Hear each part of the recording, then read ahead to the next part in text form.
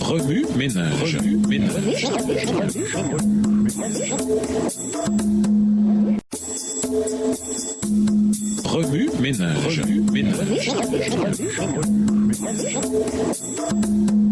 Bienvenue dans votre émission Remue-ménage. Nous voilà au jeudi.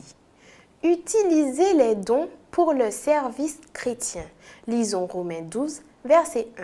Romains 12, verset 1. Je vous exhorte donc, frères, par les compassions de Dieu, à offrir vos corps comme un sacrifice vivant, saint, agréable à Dieu, ce qui sera de votre part un culte raisonnable. Je me souviens très bien de mes études secondaires. Avec la vigueur et la force de la jeunesse, je pouvais faire beaucoup pour Dieu. J'aimais la façon dont la chorale chantait et je désirais en faire partie. Je voulais vraiment être membre de cette chorale, mais d'une façon ou d'une autre, j'ai développé de la crainte et n'ai cessé de reporter ma candidature jusqu'à la fin du secondaire. La leçon de cette semaine nous met en garde contre le danger de la procrastination.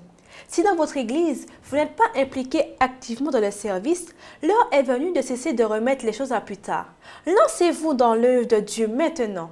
Il y a toujours des besoins et l'Église cherche constamment des membres pour les satisfaire. Comme moi au secondaire, vous pouvez avoir ce besoin brûlant d'agir dans un domaine donné de l'Église. Cependant, vous vous sentez nerveux et vous vous embourbez dans la procrastination. Si vous vous contentez de rester là, tout en implorant Dieu de vous montrer votre don, eh bien, vous risquez fort de passer le reste de votre vie à ne pas mettre votre don au service de Dieu.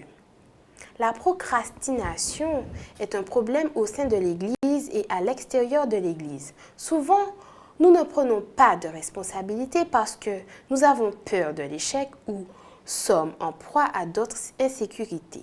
Parfois, nous ne sommes pas sûrs de notre intérêt ou de notre don, si bien que nous faisons taire notre désir de participer aux activités de l'Église. Certains pensent que leur travail sera médiocre ou qu'ils ne réussiront pas à l'achever. Cependant, Romains 12, verset 1 nous rappelle que nous devrions nous offrir nous-mêmes à Dieu en sacrifice vivant.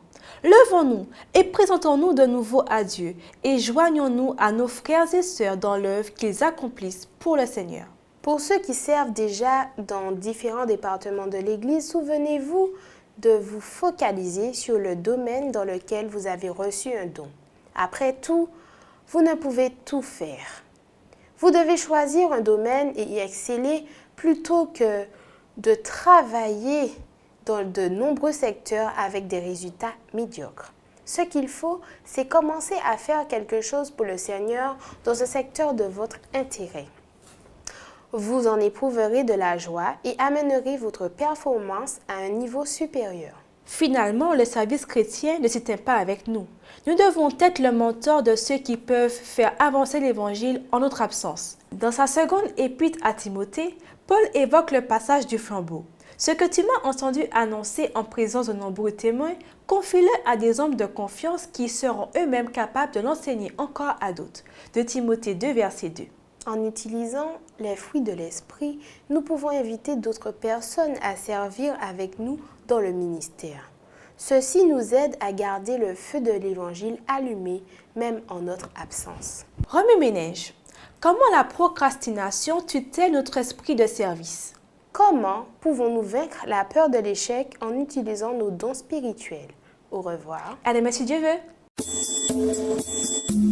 Remue ménage. Remue ménage.